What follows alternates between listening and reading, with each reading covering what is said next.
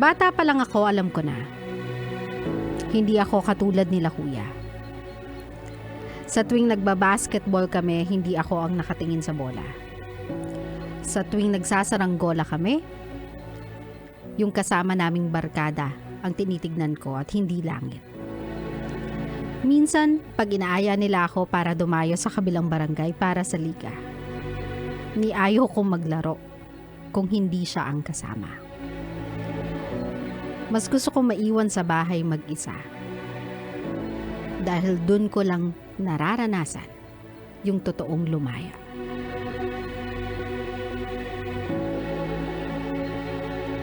Isang araw naabutan ako ni tatay.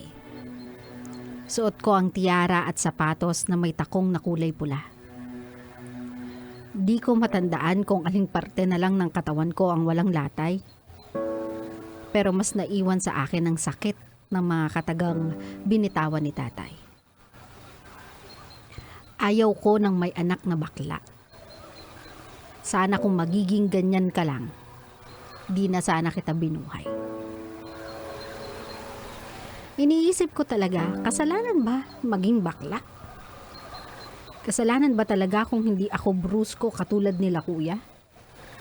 Talaga bang wala akong mararating kung hindi pantalon ang gusto ko kundi saya? Simula nung abutan ako ni tatay ng nakasapatos na pula, mabibilang ko na lang sa daliri kung kailan niya ako muling kinausap at trinato ng tama. Kada uuwi siya ng laseng, nagtatago na lang ako sa ilalim ng kama. Ayan na. Ayan na naman. Ako na naman yung taya. Ako si Bok, baklang bugbog sarado sa ama. Pero hindi ko kayang isuko ang pamilya ko ng dahil lang sa iisa. Hindi man ngayon, balang araw matatanggap din niya na hindi hadlang ang nararanasan ko sa kanya para tignan pa din siya bilang isang ama.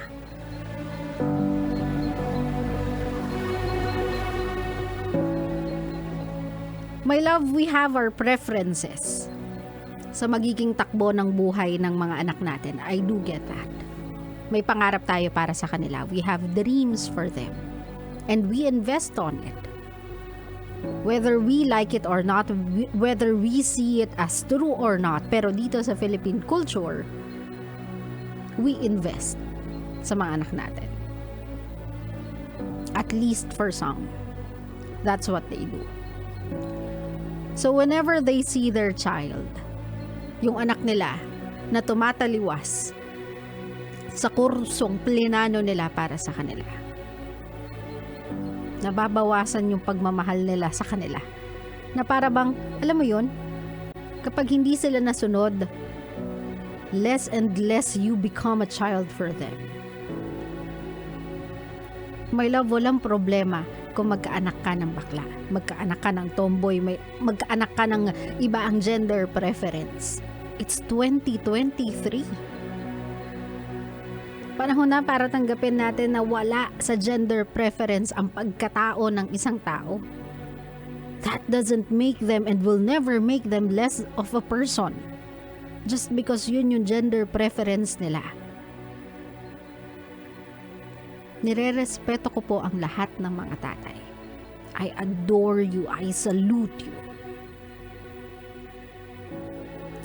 At sa tatay ni Bok, sana one day, you can be proud of your son.